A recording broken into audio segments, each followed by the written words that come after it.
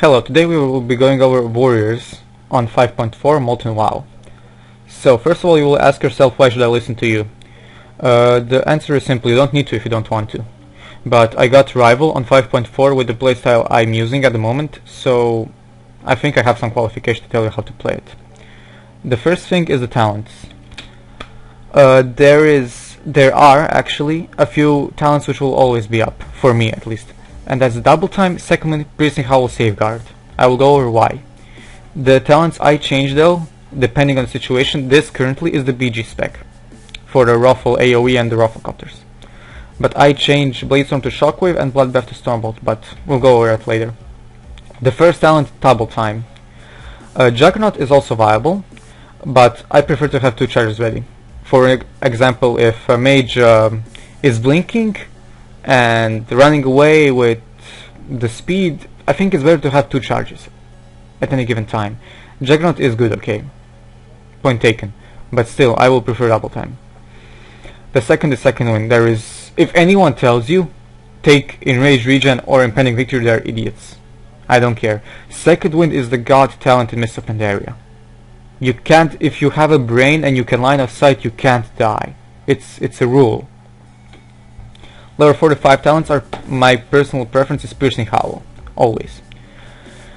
Both of these shouts are viable, but honestly I like the AoE slow, to have it and to spam it if I can. Staggering, you need to have the hamstring on the target first, so you can use it, and disrupting is on cooldown with Pummel.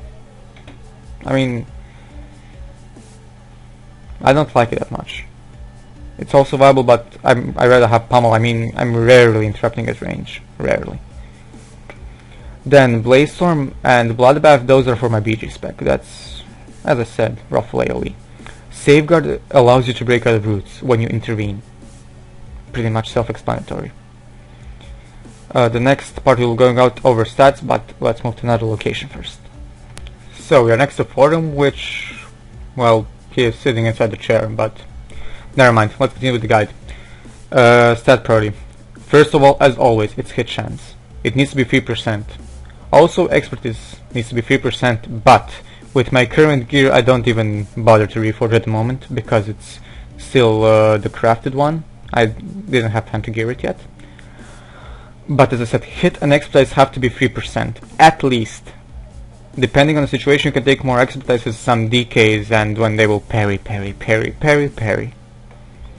Then you go crit, strength, mastery, haste. Crit is like bread and butter for a warrior. Everything evolves around crit and strength. Everything, literally everything. Mastery and haste, they are discussable, but I mean, I don't really have a preference. Everything goes to crit first of all, and then if you really don't have a choice, you can pick. Honestly, I wouldn't have any suggestion on that subject. But honestly, I would take mastery, because when you factor in how many times you hit, and if the mastery, I mean, you can get another melee attack. It makes sense when you think about it. You will hit a lot, you will be on your target a lot, and then when you hit, it will automatically proc one attack, maybe just when you need it for the kill. Haste is also good, okay, but I always crit and strength. That's the first priority. Oh, look at Horde. Not gonna gank him. Next step are the gems. So let's fly to another position. The gems I also can show you because my gear is still shit. But how it goes. The meta socket. Reverberating Primal Diamond, which gives 216 strength and 3% critical effect.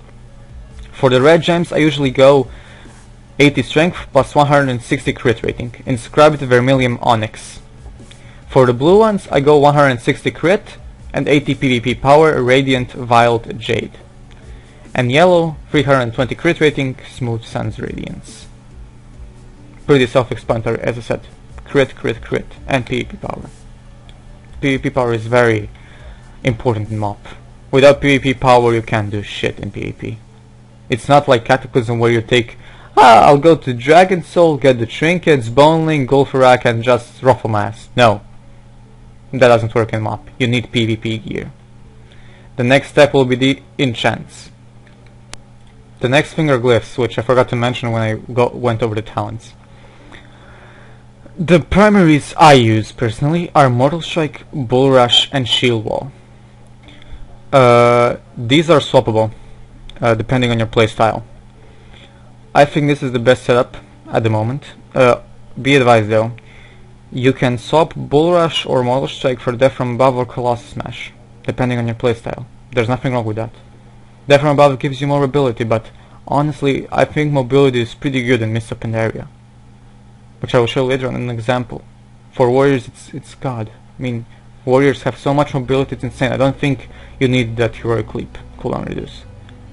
Colossus Smash, okay, Thunder Armors, but no, I would stick with this. The minor glyphs are all up to you.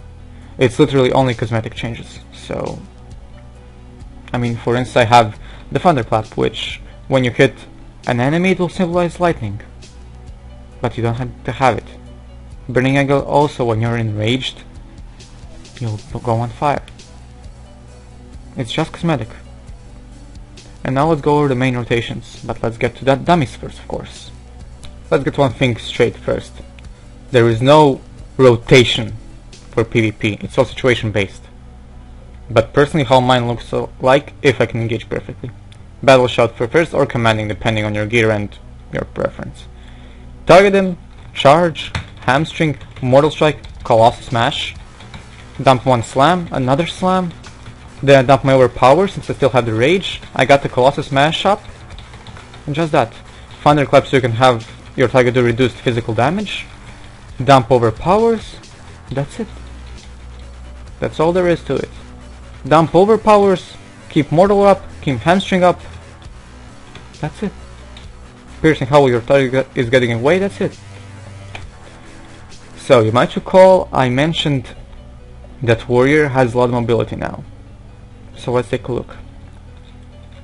Let's for example go to the stables. To the end of the stables. First of all, you have the banners. Mocking Banner, Demoralizing Banner, and Skullbind Dust for Burst.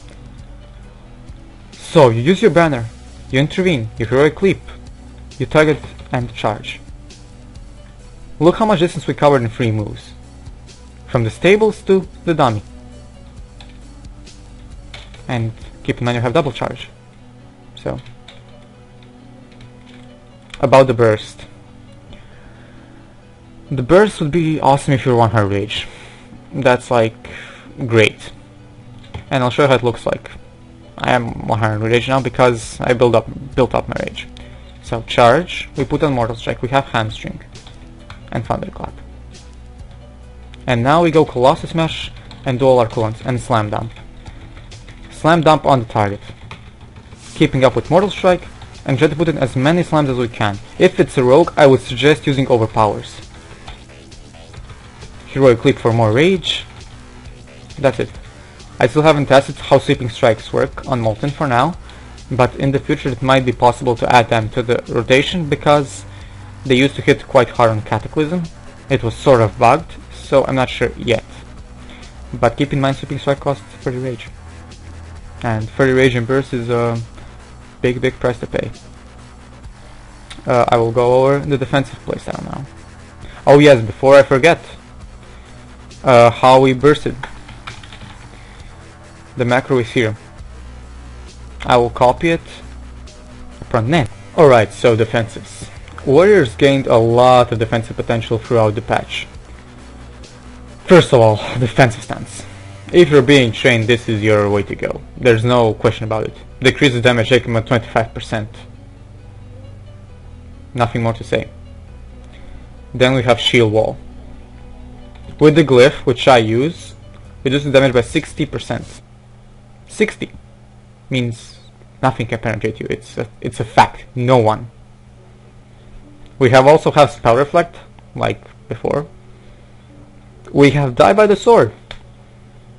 So, it can be used versus a caster, okay, to minimize damage, but another 20%. If you stack up that and Shield Wall, that's 80%. But I wouldn't usually recommend that. Die by the sword increases parry chance by 100%. Meaning, any melee character that attacks you from the front, they can't do shit, they can't penetrate you. Versus DKs, maybe if they outbreak, you still have spell reflect. You can stack up. They can't touch you. They can just look at you and cry. Reflect, what the fuck. Then we have Rallying Cry as we always had. 20% HP. Then we have a banner called Demoralizing Banner. It decreases all damage with 10% also. And also, not to mention the mobility. So we have our banner down, intervene to the banner. Charge. Heroic Leap. Charge back. Rufflecopter. So here you can't be slowed. Just kite. Warriors became really defensive this patch. And that's why people say they are one of the most OP classes. They have high damage, they have high sustain, high burst, high survive. And disarm. You also have disarm. Everything's there. Now about the macros. So, the macros. First the banner macro. This one is the most important. That's why you can intervene to the banners. Then we have the burst macro. Don't worry, every macro will be copied and pasted into the description, so don't worry about it. Then we have the cancel Bladestorm macro, self-explanatory. A charge macro. This is my little secret macro. I use charge on Heroic Throw, cause look, it's more something damage, 10k damage. Why not? And when am I gonna use Heroic Throw anyway? So it's nice to have it macroed. Focus charge. Do not disturb is my do not disturb macro. Focus Stormbolt. That's a talent I couldn't show you. It's a bolt which flies to the target and stuns them. Focus Pummel. The mini burst, which is available every minute, is Bloodbath plus my trinket, and it's awesome. I mean, come on, Bloodbath is a bleed plus a slow. I mean, it can get much better than that. See, it ticks. 14k, 29k, you can even crit. That's the fun part. Then we have my copyright macro, the Rufflecopter, my Bladestorm, and cast out to attack. Safeguard to your target, whoever your partner is. And that's it. Not a lot of macros. The basic ones. The most important one is the banner macro, in my opinion, this patch. Because every macro you still have from before. Now, let's go over the enchants that were long overdue. Okay, so enchants I also can't show you, but I can tell you which ones to take. So the shoulders, 200 strength and 100 critical. Greater Tiger Fang inscription. For the cloak, 180 critical. Superior critical strike. Chest, I usually take PvP resilience, because why not, it's 200. It's called super resilience. Wrist, 170 strength, exceptional strength. Hands, 170 strength, super strength. Or engineering. If you have engineering, I still think you can use the hand enchant. Not sure about that, don't take my word for it. Waist, you buckle it and put a crit gem. Legs, 285 strength and 165 crit. Anger hide leg armor. Feet, I take Pandaren step. 140 mastery and movement speed increase. And the weapon is dancing steel. If you are low on gold though, you can take Windsong. Don't worry, I will edit everything this and you will see it on the screen. Now, have I forgotten anything? I'll just go over the viable comps in my opinion. 2v2. Warriors were always awesome with a healer. And they still are. I would suggest going out with a healer. If you have the will and if you have the patience to CC, use your brain and so on. If, however, you want to go and just burst the target and ruffle your face and that's it, just go with the hunter. I mean, it's the ruffles it can get. It's like rogue mage in Cataclysm. It's just ruffle, and with the fed stance and if you can play line of sight you can survive much longer. 3v3. The three comps I play the most and which turned out pretty good were as follows. KFC. Hunter Warrior Healer. preferably a Resto Druid in my opinion, or a Paladin. I don't like a Shaman in that comp. A Resto Druid because of the more control. Cyclone, the more they have also that roar which disorients for 2 and 3 seconds. Pair it up with the Stormbolt and the fear and the traps on the hunter, the control is massive. The second comp is WMD, Warrior Mage Druid. Also, tons of CC, Sheeps, Cyclone, Sphere, Stormbolt, and tons of damage. Frost Mages and Fire Mages are pretty good in this patch. And the third comp is a Thunder Cleave. It's a Shaman, Elemental or Enhancement, with the Warrior and the Healer. I prefer Elemental, cause Elemental has pretty high off heals at the moment in this patch, so I always picked Elemental over Enhancement. But don't get me wrong, Enhancement has a really big burst capability. If you can line up your Recklessness with Descendants, it's over. No one will survive, it's a fact.